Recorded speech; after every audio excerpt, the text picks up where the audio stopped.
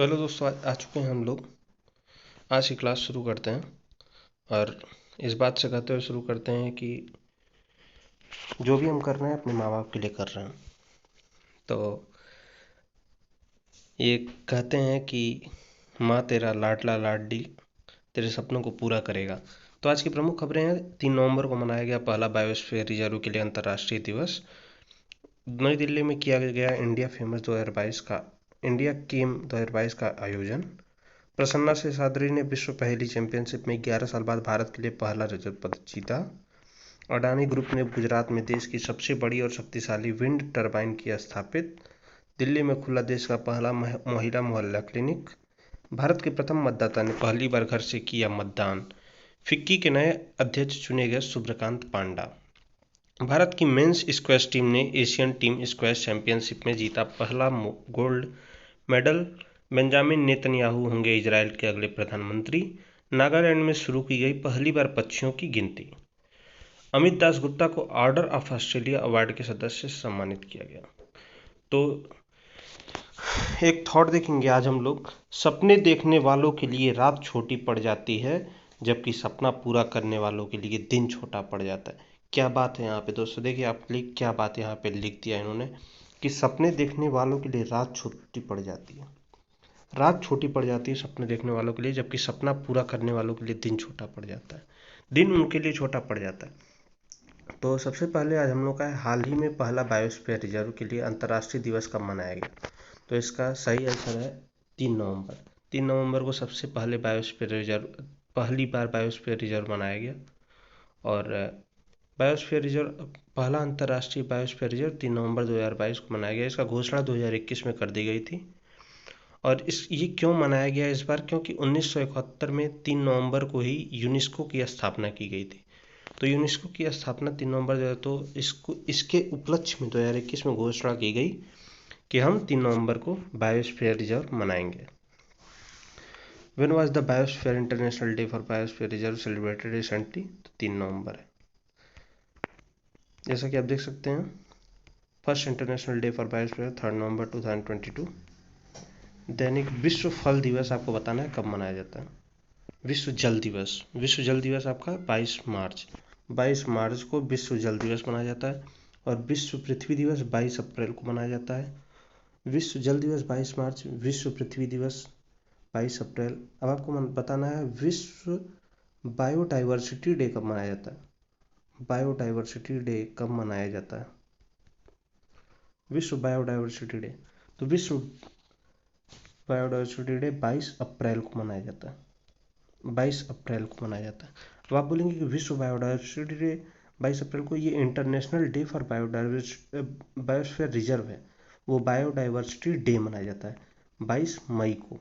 22 मार्च विश्व जल दिवस, 22 अप्रैल विश्व पृथ्वी दिवस, विश्व जैव विविधता दिवस 22 मई।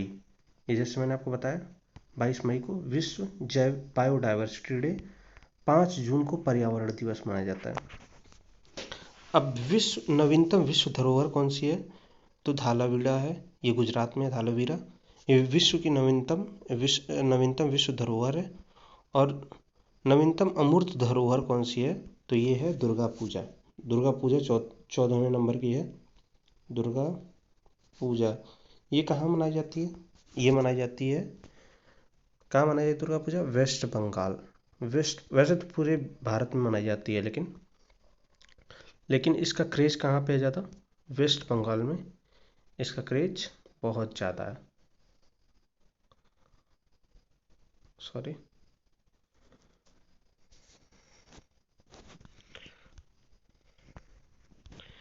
अब आगे देखते हैं।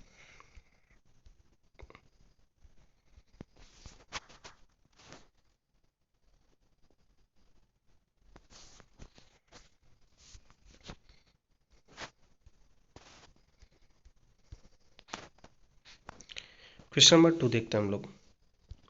यहाँ पे 2 से 3 नवंबर को कहाँ पर इंडिया केम 2022 का सम्मेलन का आयोजन किया गया। इंडिया केम 2022। अब यहाँ पे आप पूछेंगे केम का अर्थ क्या हुआ, तो केम का अर्थ हो गया केमिस्ट, रसायन। केमिस्ट इसका अर्थ हो गया। केमिस्ट इसका अर्थ हो गया, केम का अर्थ केमिस्ट हो गया। जैसे आपको कोई पूछ दे कि केम का अर्थ यहाँ पे क्या है, तो इंडिया केम 2022 का आयोजन नई दिल्ली में किया गया और यहाँ पे केम का अर्थ है केमिस्ट। और इसका आयोजन कौन किया, शुभारंभ मनसुख मंडालिया, मनसुख मंडालिया, मनसुख मंडालिया, इन्होंने इनका आयोजन किया।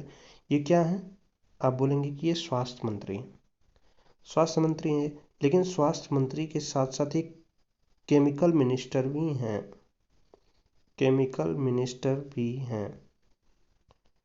तो केमिकल मिनिस्टर, इसलिए इसका शुभारंभ किसने किया, मनसुख मंडालिया ने। स्वास्थ्य और रसायन मंत्री दोनों हैं ये। उसके बाद इंडियन केम 2022, इसका आंसर आपको मालूम है, आपको बता दिया, इंग्लिश में न्यू दिल्ली में है केमिकल। अब दैनिक इंडियन केम 2022 का ये देखिए पोस्टर लगा हुआ है। एससीओ 2022, एससीओ 2022 का इस बार आयोजन कहाँ गया, समरकंद में किया गया। एससीओ 2030 की आयोजन कहाँ होगा, एससीओ 2030, इसका आप लोग बताइए कमेंट में। और क्वाड, क्वाड में 4 देश हैं, क्वाड में इसका आयोजन कहाँ किया गया है, टोक्यो जापान में किया गया है। इसमें 4 देश कौन है, इंडिया है, जापान है, ऑस्ट्रेलिया है, यूएसए, ये 4 देश क्वाड में है। एससीओ 2023 की, एससीओ 2023 की मेजबानी कौन करेगा, भारत करेगा। तो आगे चलते हैं। बिम्स्टेक की 2022 का आयोजन कहाँ पे हुआ, कोलंबो में हुआ। जी7 का आप याद रखिएगा कि भारत इसमें जी7 में नहीं है। जीएसटी काउंसिल का चंडीगढ़ में किया गया। और ब्रिक्स 2022 का हेड कौन है इस बार, ये भी आपको बताना पड़ेगा, ये इसका हेड है भारत। ब्रिक्स का इस बार का 2022 के हेड जो है भारत है। हाल ही में किसी विश्व पहेली चैंपियनशिप में 11 साल बाद भारत के लिए पहला रजत पदक जीता है। तो ये बहुत इंपॉर्टेंट है, विश्व पहेली चैंपियनशिप। तो इसका इस बार जीता है प्रसन्ना से सादरी ने, प्रसन्ना से सादरी ने विश्व पहेली चैंपियनशिप में सिल्वर मेडल जीता है। तो बच्चों देखिए, रसगुल्ला, देखो रसगुल्ला यहाँ पे है कि हम लोग यहाँ पे कोई भी पहेली हम लोग नहीं समझ पाते हैं, इन्होंने विश्व के लेवल पे क्या जीत लिया है, रजत पदक जीत लिया है। और अगर गोल्ड की बात की जाए तो केन एंडो ने जीता है, जापान के केन एंडो ने गोल्ड जीता है। इनका आप फोटो देख सकते हैं, ये इधर केन एंडो है, ये शेषाद्री, प्रसन्ना शेषाद्री जी यहाँ पे। थॉमस कप, थॉमस कप आपको याद रखना है, थॉमस कप बैडमिंटन में होता है और इंडिया ने थॉमस कप को जीता है। और इसका उपविजेता इंडोनेशिया, इंडोनेशिया को हरा के भारत ने इसको जीत लिया। संतोष ट्रॉफी, संतोष ट्रॉफी 75वीं संतोष ट्रॉफी इस बार ये फुटबॉल के लिए होता है और इस बार केरल ने संतोष ट्रॉफी जीता है। रणजी ट्रॉफी का विजेता इस बार पहली बार मध्य प्रदेश रहा और डूरंड कप का बेंगलुरु पहली बार रहा। ब्रिक्स का इस बार चीन कर रहा है, चीन को 14वां मिला हुआ। हाल ही में अडानी न्यू इंडस्ट्री लिमिटेड द्वारा किस राज्य में देश की सबसे बड़ी पवन टरबाइन स्थापित की गई, अडानी इंडस्ट्रीज, इस टाइम सबसे ज़्यादा यही अडानी इंडस्ट्रीज का नाम आप लोग सुन रहे होंगे, अडानी इंडस्ट्रीज। इसका नाम इसलिए बहुत ज़्यादा है इस टाइम क्योंकि दुनिया के दूसरे नंबर के कितने नंबर के, दूसरे नंबर के सबसे अमीर आदमी बन चुके हैं, दूसरे नंबर के सबसे अमीर आदमी, आप सोच सकते हैं। तो इन्होंने कई जगह पवन टरबाइन और कई औद्योगिक कार्य किए हुए हैं। तो इनका मुद्रा लिमिटेड, अडानी ग्रुप का एक मुद्रा लिमिटेड है, इसको आप देख सकते हैं, मुद्रा लिमिटेड। गुजरात की सबसे बड़ी पवन टरबाइन की स्थापना की, 200 मीटर की ऊंचाई स्टैचू ऑफ यूनिटी की, इसकी 200 मीटर ऊंचाई है, किसकी, ये पवन टरबाइन की, और स्टैचू ऑफ यूनिटी से भी ऊंचा है ये। तो स्टैचू ऑफ यूनिटी का आपको बताना है कितना लंबाई है, तो स्टैचू ऑफ यूनिटी का 182 मीटर की ऊंचाई है और इसे कितनी है, 200 मीटर की है, इसलिए सबसे बड़ा हो गया। देखिए यहीं पे है, ये है पवन टरबाइन 200 मीटर का ये है और इसके मुंद्रा लिमिटेड द्वारा किया गया मुंद्रा लिमिटेड अडानी इंडस्ट्रीज की एक कंपनी है, उसी की सहायक कंपनी है। तो हाइब्रिड संयंत्र देश का पहला सौर प्लस पवन ऊर्जा वाला अडानी ग्रुप के द्वारा ये भी राजस्थान जैसलमेर में किया गया। और 10 गीगावाट सौर ऊर्जा ये राजस्थान में किया गया सौभाग्य योजना के तहत, हर घर बिजली। इसका 25 सितंबर 2017 को आयोजन किया गया। एनडीटीवी का अडानी ग्रुप ने शेयर ले लिया है और अडानी ग्रुप के अंडर में एनडीटीवी भी आ गया है। जैसा ये तो बहुत आप लोग न्यूज़ में सुने होंगे। और वर्ल्ड के सेकंड अमीर, पहले पे इलॉन मस्क हैं, दूसरे पे गौतम अडानी हैं। इंडिया का पहला सौर ऊर्जालित गांव तो मुंडेरा, ये आपको याद रखना, मुंडेरा गुजरात में है। और ये बहुत इंपॉर्टेंट क्वेश्चन है कि मुंडेरा इंडिया का फर्स्ट सौर ऊर्जा संचालित गांव है। फिर आपका क्वेश्चन है 2 नवंबर 2022 कहाँ पर देश का पहला महिला मोहल्ला क्लिनिक का उद्घाटन किया गया। पहला महिला मोहल्ला क्लिनिक, कितना टंग ट्विस्टर है, पहला महिला मोहल्ला क्लिनिक तो रसगुल्ला, इसका आयोजन किया गया है लखनऊ में इसका आयोजन किया गया है। अब इसका तो आयोजन लखनऊ में किया गया, इसका आयोजन लखनऊ में किया गया, दिल्ली में किया गया, ठीक है। लखनऊ में क्या किया गया, जैसे आप देख सकते हैं लिखा हुआ पैथोजन रिडक्शन मशीन का। पैथोजन रिडक्शन मशीन क्या करता है? पैथोजन रिडक्शन मशीन का कार्य ये है, जैसे आप किसी के ब्लड से दूसरे ब्लड में डालना है, किसी का एक्सीडेंट हो गया, तो उस टाइम क्या होता है कि जो इम्प्योरिटी होती है ब्लड में, तो इम्प्योरिटी कुछ तो मालूम चल जाती है, लेकिन जो बहुत ज़्यादा छोटी इम्प्योरिटी होती है जो आप नहीं देख सकते हैं, कोई किसी तरह नहीं मालूम चल पाता है, कितना भी आप माइक्रोस्कोप से देख लें, किसी भी तरह देख लें, तो उसकी जगह पे पैथोजन रिडक्शन मशीन पहली बार भारत में लखनऊ में इसकी स्थापना की गई। महिला दिल्ली का पहला सीएम अरविंद केजरीवाल ने किया है। और पहले फेज में 100 महिला मोहल्ला क्लिनिक स्थापना करने की बात की जा रही है। इसमें क्या है कि डॉक्टर, नर्स और स्टाफ तीनों महिला रहेंगे। हुआ इज़ द कंट्रीज फर्स्ट मोहल्ला क्लिनिक, तो आप यहाँ बता सकते हैं दिल्ली है। ये देखिए यहाँ पे 8 AM से 2 PM तक पूरा फ्री है। और अरविंद केजरीवाल, मनीष सिसोदिया यहाँ पे आए हुए हैं। हरियाली महोत्सव कहाँ मनाया जाता है? दिल्ली में मनाया जाता है। दिल्ली के नए उपराज्यपाल विनय कुमार सक्सेना। चिरंजीवी योजना कहाँ पे है? राजस्थान। 10 लाख रुपए स्वास्थ्य बीमा इसमें दी जाती है चिरंजीवी योजना में। आयुष्मान भारत योजना कब मनाया जाता है, कहाँ मनाया जाता है, और इसमें लाभ क्या है और क्रियान्वयन कौन किया, इसका इम्प्लीमेंटेशन कौन किया? तो कब? 23 सितंबर 2018 को इसको मनाया जाता है। कहाँ पे इसको लॉन्च कहाँ से किया गया? रांची, झारखंड में।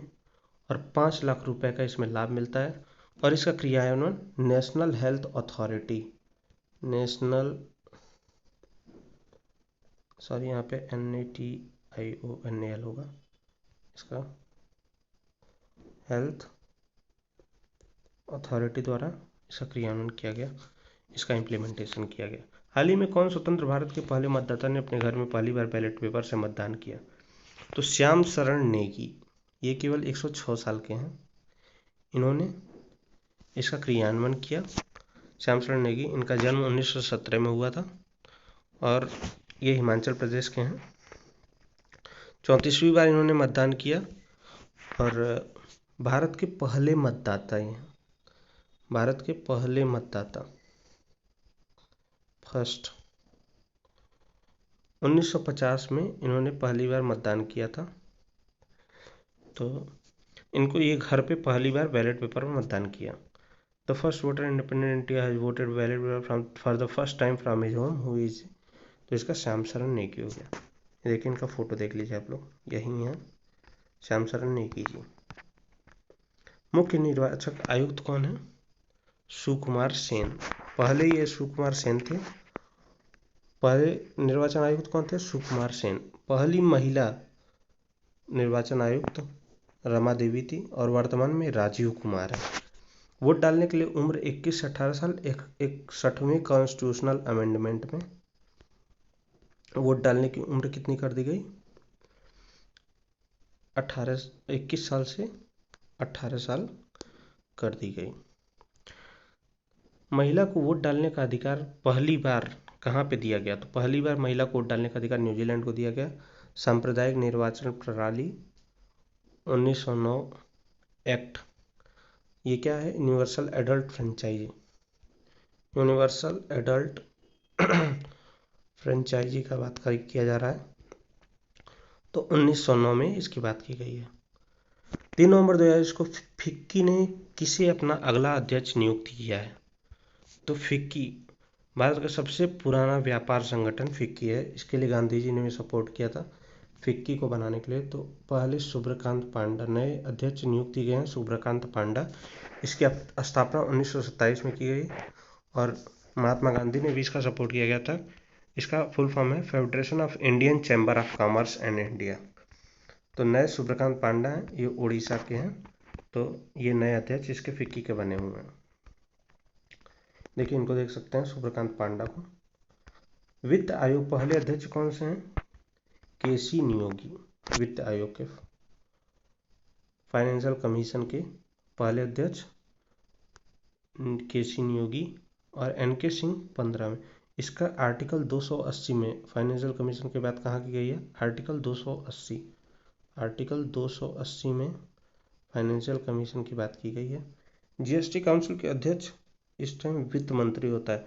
ये बात आप लोग एकदम याद रखना कि फाइनेंस जीएसटी काउंसिल का अध्यक्ष कौन होता है? वित्त मंत्री होता है। और इसको किस आर्टिकल में बताया गया? 279A में इसको बताया गया है।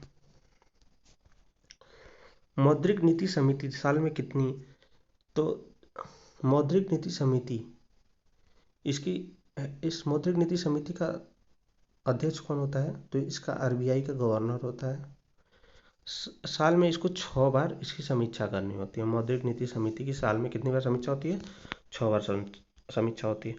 4 नवंबर 2022 को किस देश की पुरुष टीम ने एशियाई स्क्वैश टीम चैंपियनशिप 2022 में पहली बार स्वर्ण पदक जीता था? तो ये बहुत इंपॉर्टेंट क्वेश्चन है। यहाँ पे आप लोग देख लीजिए कि भारत ने पहली बार स्क्वैश टीम चैंपियनशिप पहली बार स्वर्ण पदक जीता। तो बच्चों ये बहुत ज़्यादा इंपॉर्टेंट है कि पहली बार स्क्वैश टीम चैंपियनशिप में स्वर्ण पदक। 1984 से शुरू हुआ स्क्वैश टीम चैंपियनशिप और 2 वर्ष में एक बार होता है। 2022 में दक्षिण कोरिया इसका आयोजन किया और 21वें ये इसका 21वां संस्करण था और इसमें पुरुष टीम में गोल्ड भारत जीता है पहली बार और कुवैत को हराकर भारत ने जीता है। कुवैत सिल्वर जीता है और महिला में इसमें क्या है? इंडियन टीम कांस्य जीती है, ब्रॉन्ज इसमें इंडियन टीम जीती है। अब यहाँ पे देख सकते हैं historic for at the Asian squash team championship the Indian man squash team claims their medal पहली बार at the 21st Asian team championship in Cheongju Korea by defeating 3-0 in the finals. Congratulations till the whole team to a memorable campaign. विश्व athletics championship ये कहाँ हुआ था? USA में हुआ था। ये देखिए बहुत इंपॉर्टेंट है। सिल्वर किसने जीता? नीरज चोपड़ा ने जीता। और गोल्ड किसने जीता? एंडरसन ने जीता। विश्व महिला मुक्केबाजी गोल्ड, तो विश्व महिला मुक्केबाजी में कौन जीता गोल्ड? निखत जरीन ने जीता। कॉमनवेल्थ 2022 का शुभंकर क्या है? ये आपको बताना है। ये मैंने आपको बता चुका है। शुभंकर इसका क्या है ये आप लोग अपने बताइए कि शुभंकर इसका क्या है। इजराइल के नए प्रधानमंत्री होंगे, तो इजराइल के नए प्रधानमंत्री होंगे बेंजामिन नेतन्याहू।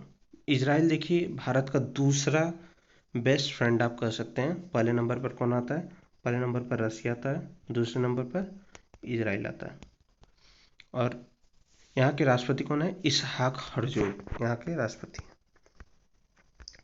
यहाँ पे देख सकते हैं तो 1 साल के लिए यहाँ पर कौन प्रधानमंत्री रहा? यार लिपिड यहाँ पे 1 साल के लिए प्रधानमंत्री रहे।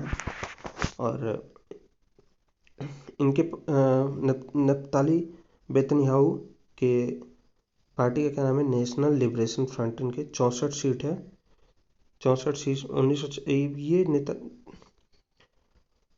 नेतन्याहू पहले बेंजामिन नेतन्याहू इसके पहले भी प्रधानमंत्री रह चुके हैं 1996 से 2021 तक। कितना लंबा इनका कार्यकाल रहा है आप देख सकते हैं। 1996 से 2021 तक ये पीएम रह चुके हैं और 1 साल के लिए इन्होंने रिजाइन कर दिया क्योंकि जानते थे कि 2022 में फिर से चुनाव होना है। तो यहाँ पे बहुमत 120 सीटें हैं लेकिन बहुमत इनको 61 सीटों पे इनको जीत हासिल हुई है। इजराइल को आप यहाँ पे देख सकते हैं। यहाँ पे ये देखिए इजराइल यहाँ पे है। इजराइल जैसे कि 1948 के पहले इसका कोई भी अस्तित्व नहीं था। इजराइल का कोई भी अस्तित्व नहीं था 1948। और आपको मेन बात बता दें कि 1992 में भारत ने इसको एक कंट्री माना। इसके पहले भारत इसको एक कंट्री नहीं मानता था। फिलिस्तीन से कटकर इजराइल बन गया है, तो आप ये देख सकते हैं। और यहाँ पे है कि कैसे कैसे भारत का संबंध इजराइल के साथ होते गया। 30 साल की फ्रेंडशिप इजराइल और भारत के साथ, ये भी आप देख सकते हैं। तो यूएई और इजराइल के बीच समझौता कौन कराया? जैसे देखिए, यूएई और इजराइल इन दोनों के बीच में बहुत ज़्यादा समझ लीजिए कि कॉन्फ्लिक्ट रहता था। कॉन्फ्लिक्ट बहुत ज़्यादा रहता था, लड़ाई बहुत ज़्यादा होता था। तो इसके बीच में डोनाल्ड ट्रंप की सरकार ने एक अकॉर्ड कराया, अब्राहम अकॉर्ड इसको बोला जाता है, अब्राहम अकॉर्ड। इसको ये पूछ लेता है कि किसने कराया, अब्राहम अकॉर्ड किसने कराया? तो अमेरिका ने कराया। किसके किसके बीच में कराया? यूएई और इजराइल में कराया। तो बच्चों ये आप लोग समझ गए होंगे।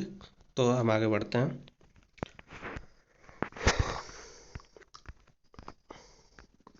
4 से 7 नवंबर 2022 तक किस राज्य में पहली बार पक्षियों की गिनती की जा रही है? तो यहाँ पे देखिए, पहली बार पक्षियों की गिनती नागालैंड में की जा रही है। तो पहली बार पक्षियों की गणना नागालैंड में की जा रही है। तो नागालैंड को एक चीज़ और बोला जाता है, नागालैंड को बोला जाता है land of festivals. Land of festival इसको बोला जाता है, क्योंकि यहाँ पे क्या है, फेस्टिवल बहुत ज़्यादा मनाए जाते हैं। और फेस्टिवल आपको बता दें कि फेस्टिवल सबसे ज़्यादा कैसे मनते हैं, या तो भूमि के लिए या खेतों के लिए मनता है, फसलों के लिए, या दूसरा पक्षी को लेकर फेस्टिवल मनता है। और सबसे एक और त्यौहार है कि हॉर्नबिल फेस्टिवल कहाँ मनाया जाता है। अगर आपसे कभी पूछ दे कि हॉर्नबिल फेस्टिवल कहाँ मनाया जाता है, तो हॉर्नबिल फेस्टिवल भी नागालैंड में मनाया जाता है। तो ये आपको याद रखना है। ये आमुर फाल्कन की भी आपको याद रखना है कि आमुर फाल्कन ये कहाँ पे ये पक्षी पाया जाता है। आमुर फाल्कन कहाँ पाया जाता है? ये नागालैंड में आता है। ये चाइना से होते हुए भारत आता है, और भारत से फिर साउथ अफ्रीका चला जाता है। ये पक्षी इतना लंबा इसका ये फ्लाई करता है। तो ये भारत में नागालैंड से होते हुए ये आता है। और इसको बचाने के लिए नोबलू होम को व्हिटली अवार्ड दिया गया। चारू दत्ता को क्या दिया गया? Whitley award. तो यहाँ पे देख सकते हैं सभी परीक्षाओं के लिए बर्ड काउंट यहाँ पे। फिर आप देखिए कि सारामती माउंटेन, सारामती कहाँ है? माउंट सारामती, तो ये नागालैंड में है, कोहिमा में। और 2011 जनगणना तो यहाँ पे ये सबसे मेन इम्पॉर्टेंट है। 2011 जनगणना में न्यूनतम वृद्धि दर देखी गई है। न्यूनतम वृद्धि दर नागालैंड का देखा गया, ये कहीं पे भी नहीं था, ये नागालैंड में ही देखा गया कि न्यूनतम वृद्धि दर है। नागालैंड राज्य का संविधान संशोधन कब इसको बनाया गया, नागालैंड को कब एक अलग राज्य बनाया गया? 13वें कॉन्स्टिट्यूशनल अमेंडमेंट 1963 में नागालैंड को एक अलग राज्य का पदवी मिल गया। नागा खीरा, इसको जीआई टैग, ये नागा खीरा कहाँ का जीआई टैग है? तो इसको भी बता देना है कि नागालैंड का ही जीआई टैग है। अमित दास गुप्ता को ऑर्डर ऑफ ऑस्ट्रेलिया अवार्ड के सदस्य से सम्मानित किया गया। फटाफट रिवीजन आप कर लेते हैं।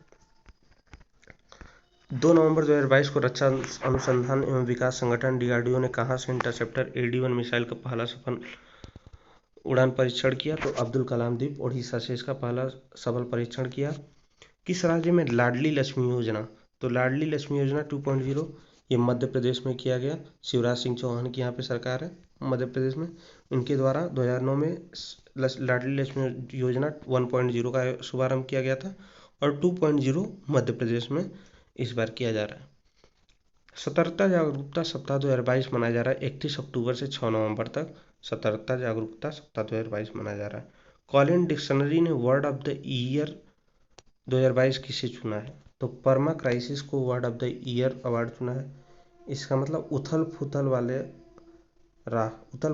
राह, इसका यही मतलब होता है। 2 नवंबर 2022 को किस राज्य ने नागरिक जुड़ाव संचार कार्यक्रम शुरू किया? मेघालय। 3 नवंबर 2022 को जारी वर्ष 2020-21 के लिए राज्यों केंद्र शासित प्रदेशों के लिए प्रदर्शन ग्रेडिंग इंडेक्स पीजीआई में उच्च श्रेणी स्तर 2 में कितने राज्य केंद्र शासित प्रदेश हैं? तो इसका 7 हो जाएगा। दुनिया का सबसे बड़ा पांडुलिपि ग्रंथालय राज्य में कहाँ बन रहा है? गुजरात में बन रहा है। पांडुलिपि आपको बताया था, पांडुलिपि क्या होता है? हस्तलिखित। हस्तलिखित जितने भी यहाँ पे किताबें होंगी क्या होंगी? हस्तलिखित होंगी, कोई भी टाइपराइटर नहीं होगा। हस्तलिखित यहाँ सबसे बड़ा बन रहा है, गुजरात में बन रहा है।